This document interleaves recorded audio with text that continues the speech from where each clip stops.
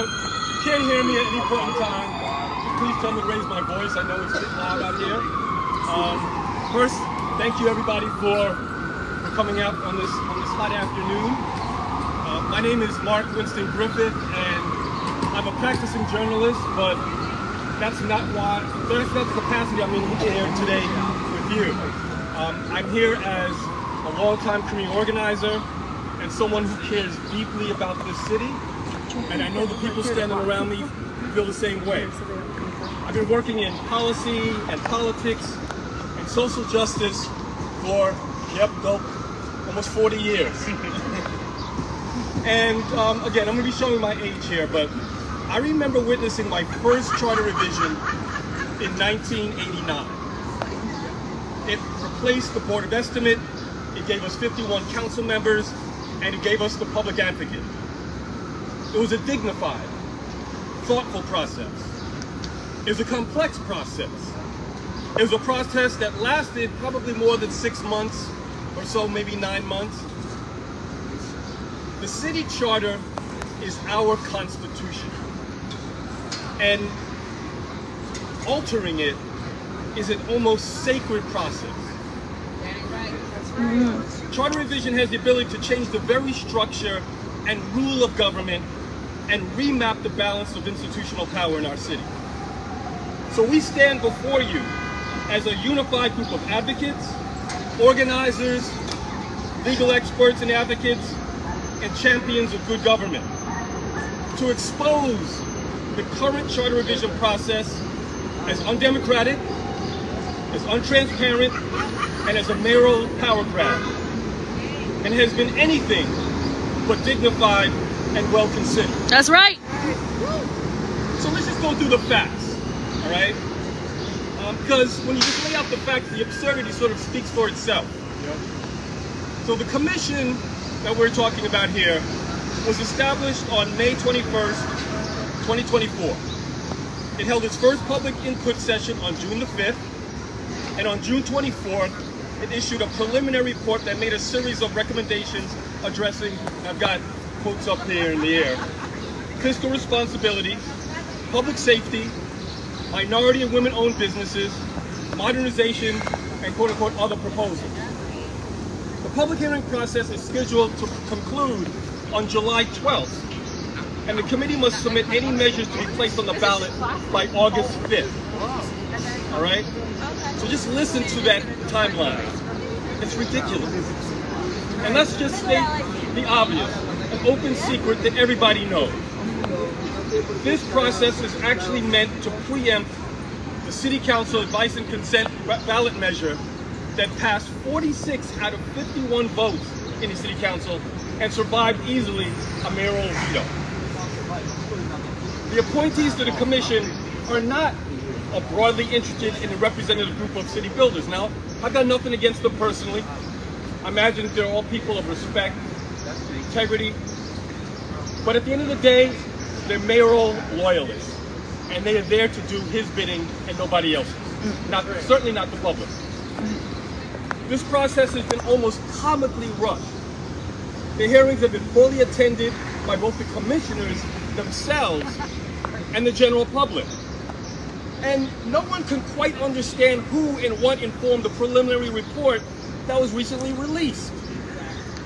To imagine that the results of the process could possibly make it into our charter is downright scary. So, we call on the mayor and the commission to refrain from placing anything on the ballot, and for the public to stand in the way of this cynical abuse of leadership. That's right. All right, so now we're going to hear from advocates and experts who care deeply about the city and its system of governance, and we're going to start with Joanza Williams, who's the Director of Organizing of Vocal New York.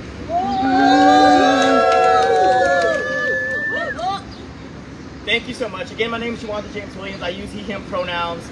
And I'm here not to talk about all of the legal complexity of our city charter, as was just said, of essentially our Constitution in New York City. I am simply here to remind all of us that democracy is not simply a document. It is a set of principles, a set of practices that honors the agency of New Yorkers. that honors the agency of New Yorkers who elected our city council body. The mayor has moved in lockstep in a way to diminish the power of democratically elected council members. And not to do so in a way to protect our rights, not to do so in a way to facilitate our communities being more taken care of or better taken care of, but instead to undermine the interests of our communities. I want to name right now, when we're talking about democracy in the United States, it is incredibly fragile. Mayor Eric Adams has committed himself to building out the infrastructure, the practices, the policies, the agencies, the ideas that facilitate authoritarianism, like the Cop City being planned for Queens. We were reminded of the mayor's anti-democratic posture just a few weeks ago when he threatened the city council with having to let his office know that they were going to meet with the agency heads. That does not make any sense. Our council is a body organized to co-govern with the mayor, to co-govern with the people of New York City. The mayor has demonstrated that he cannot be trusted with something as volatile as amending the city charter. And for our organization, Vocal New York, a statewide grassroots membership organization building power to end AIDS, homelessness, mass incarceration, the drug war, and to build an economy and democracy that works for low-income working class people, we face even greater risk of violence by this mayor's move. So right now we're standing with our pro-democracy advocates, with our racial justice advocates. Vocal New York member leaders are in this space right now because we know that this kind of practice is a Trojan horse that promises future devastation and violence to our people. And if it's not clear, our work is not simply about improving the quality of life for our membership across the 5 boroughs. It is about preventing premature death. And the mayor has shown us that he is not on our side. But of course, there is always a pathway to redemption, even for someone like Mayor Eric Adams, and that pathway is to do an about-face 180-degree turn and refuse to move this forward. Thank you.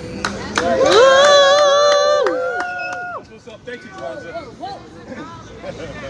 All right, moving right along. We've got Michael Szyszki, Assistant Director of Policy at the New York Civil Liberties Union. Good afternoon, everyone. So lost on none of this is the fact that this commission was also born out of a desire to undermine the council's ability to advance community safety legislation, including the recently passed How Many Stops Act. And look, the mayor had the right to disagree with the legislation. He was wrong on the substance of it and misrepresented what the law actually did. But the bill was the result of a democratic process that plays out as it has always done in New York City. It was introduced, had a robust hearing, and contrary to the implications of the Revision Commission's preliminary report, it underwent months and months of negotiations and input from the NYPD, who were at the table and had their say before it was eventually enacted over the mayor's veto. But now the mayor wants to rewrite the charter because he didn't get his way. And he wants to do it through a rushed, bad faith, and opaque process. A process that is so rushed that it would be the second shortest charter revision commission going back nearly 40 years. Rewriting the rule books for local democracy because of policy disagreements with the legislature is dangerous.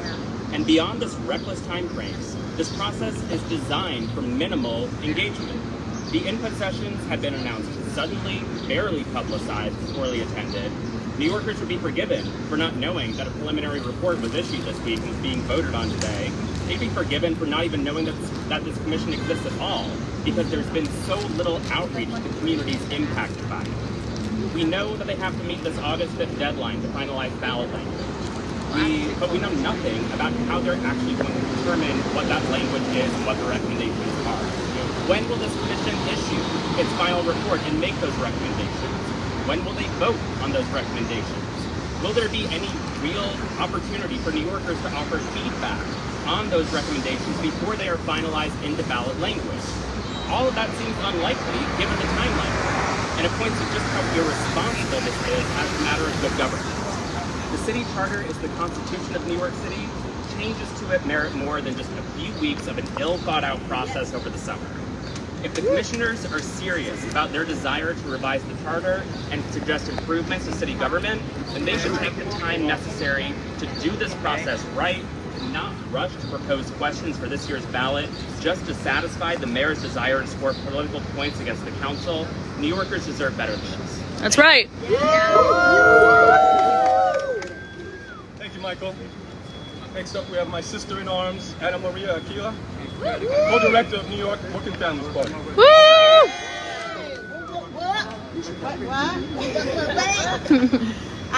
Good afternoon, everyone. Good afternoon. So yesterday we had elections. Hundreds of thousands of people came out to vote, to use the power they have to elect their leaders. And that is the appropriate role for people. Now, what the mayor is trying to do with this rushed, undemocratic, deeply obscure charter revision process is to take away the power of New Yorkers to decide their future, to determine how they are governed. And he's doing it because the city council is trying to actually democratize how appointments happen in the city. Mayor Adams is so infatuated with his accumulation of power that he's actually failing to recognize that even if he wanted, he's not going to be the mayor forever, and it's actually New Yorkers who will continue to decide who governs them. And so this rush process is nothing but a power grab. It's nothing but a desire to hide, really, substantive questions that New Yorkers should be able to grapple with by making a charter process that people can't participate in, creating events that people don't know about, and ultimately making recommendations that people don't have a voice in. The only reasonable, dignified thing to do is to stop right now. And just allow New Yorkers to have a real opportunity to decide how they will be governed. It is not too much to ask, quite frankly, for a mayor to not confuse the people he leads and to actually allow people to understand how the city will be governed, to engage with their city council members, to make demands of all of them and all of us, and to have a process that is easily understandable. That is, none of that is happening right here, right now. Having a recommendation that comes out just weeks after the process started is obviously evidence that he's not interested in public, in the perspective of the public, and that he will do whatever he can to prevent a democratizing of the city of New York. Why? Why? Because it is actually in the interest of the very few, the wealthy and well-connected, to have a super powerful executive and have a weak council. Because the council is actually the body that listens and is elected by working class people all across the city. Right. So the mayor is doing this because he likes power, but also because it serves the people who put him in power. And so we see it as for what it is, as a power grab, and we recognize that this process is a sham, and we are encouraging everyone to call the mayor and demand that he stops right here, right now. Right now. Thank you, Anna Maria. Next up, we have Donovan Taveras, organizer with the Justice Committee. Peace and good afternoon. My name is Donovan Taveras, and I'm the Community Safety Coordinator at the Justice Committee, an organization that works with families who have lost loved ones to police violence and survivors of police violence. Mayor Adams' Charter Revision Commission is a cowardly attempt to undermine the efforts of communities across the city, punish the city council for heeding New Yorkers' demand for police transparency, and increase the already outsized power of the NYPD and DOC. This process has been a sham from the start. With these rushed so-called public hearings for which outreach has been dismal, there has been no real participation from the public in this process, and when New Yorkers have been present, their voices have not been prioritized. Just last Thursday at the CRC hearing on public safety, it took 2 hours before members of the public were allowed to testify. On top of this, Natasha Duncan, the sister of Chantel Davis, who was murdered by the NYPD in 2012, and Sammy Felice, the brother of Alan Felice, who was murdered by the NYPD in 2019, were both shamefully cut off and muted, while mouthpieces for the NYPD and the mayor were given extra time to wrap up their comments. That ain't right. The disrespect, unaccountability, and abuse by the Adams administration gets clearer by the day. The mayor and the NYPD have no problem spinning lies about the How Many Stops Act. But what they fail to acknowledge is that the How Many Stops Act was born out of feedback New Yorkers shared during the Floyd v. City of New York Stop and Frisk remedies process. It was fought for and won by a coalition of over 100 organizations, and it was passed through a democratic process, unlike this sham commission that has shown us that they have no interest in public testimony.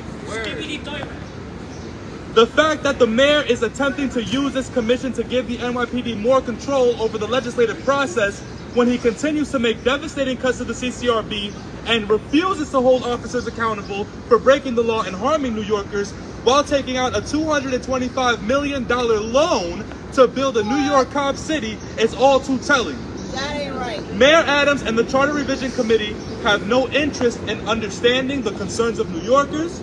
Their only interest is to expand mayoral power and the power of the NYPD and limit the power of the city council and their constituents to pass common sense, good government laws regarding public safety. The only acceptable path forward is for this commission to recognize that this process is not democratic, not popular, and not fair, and must not end with any proposals on the November 2024 ballot. We cannot make changes to New York City's equivalent to a constitution without serious inquiry, testimony, and critique from the public. Thank you. Donovan, why is it that I seem to be sweating more than everybody? Okay, just to show you we're not a rogue set of organizers, we've got someone from the city council here.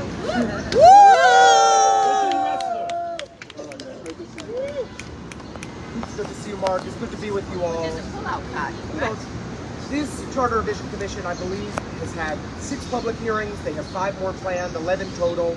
The last Charter Revision Commission had 21 public hearings. The famous 1989 Charter Revision Commission had 30 public hearings. And when I went to one of the hearings last week and I testified, there were more representatives from our police unions and corrections unions than there were members of the public. Nobody's showing up at these meetings. Nobody even knows about it. As one of my colleagues said, is it a public hearing if the public ain't there? And what are they trying to sneak in to this Charter Revision Commission? And actually, you know, we've never had a Charter Revision Commission called this late in the year. Never, ever. This late in the year has a mayor convened a Charter Revision Commission that could so dramatically change how policies are made in New York City.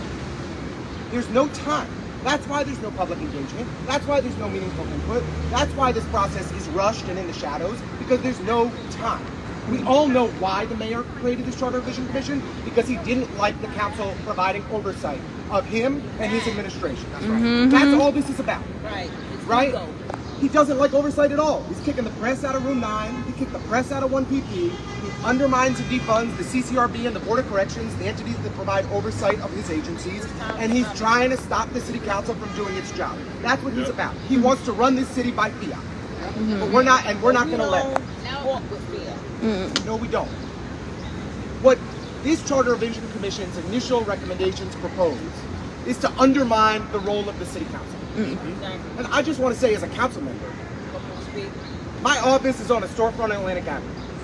Dozens of people walk in each and every day. We get hundreds of phone calls a week, emails every week, Facebook messages, Twitter messages, IG messages. The people of our district talk to us every single day. I am in touch with my constituents in real time. I don't go to the supermarket without hearing about an issue on the corner. And when people have an opinion about a bill in the city council, let me make sure you understand. They tell me. We hear from them in numbers. We're no faceless bureaucrats. We're not hiding in some city agencies. We are out there responding to our constituents and advocating and fighting for them every single day. Yes, they are. And so when the mayor is trying to undermine the power of the city council, to hold public hearings, to write real laws, and to hold his agencies accountable, what he's really trying to do is undermine the people of New York City. Because we are the people's body.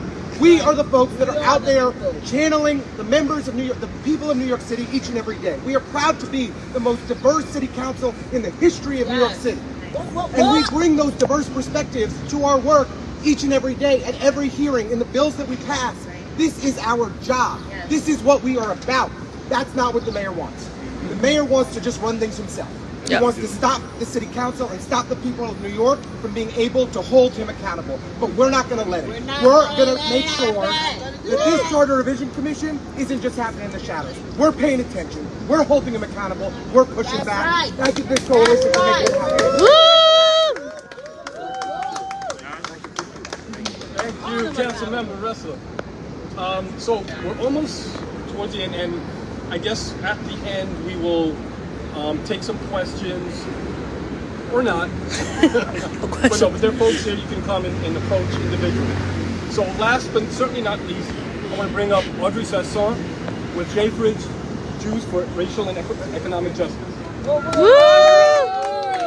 Thank you, Councilmember Ressler. I don't know if you're still here. My name is Audrey. I'm the Executive Director of Jews for Racial and Economic Justice, the largest grassroots organization of progressive Jews in New York. And we're here today because we believe in democracy, and we, all of us, believe in the people of New York City. Mayor Adams' rushed, nakedly political, half-assed Charter Revision Commission is an insult to both.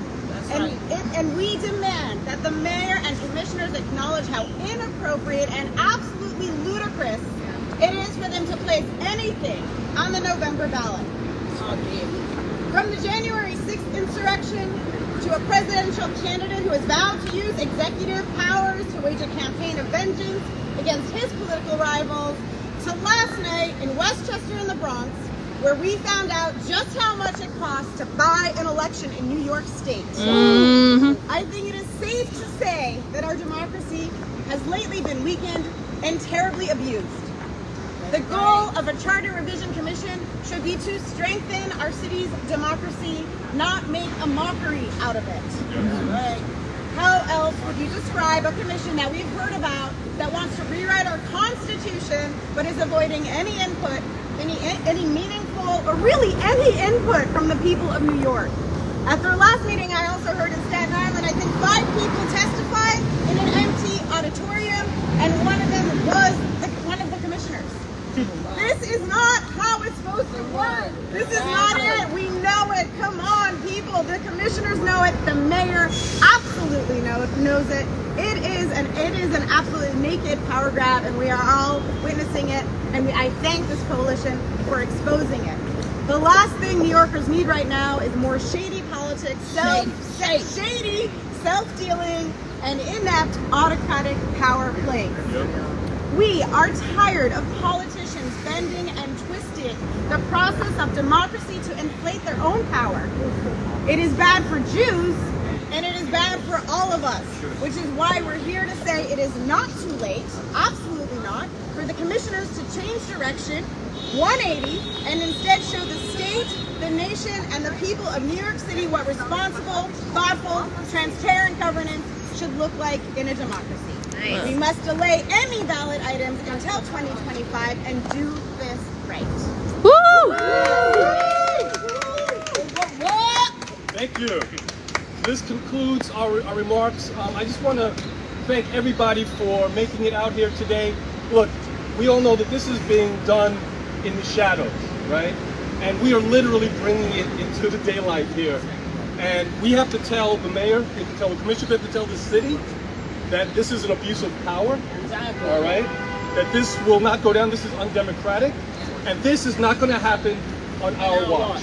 That's it, thank you. If any questions,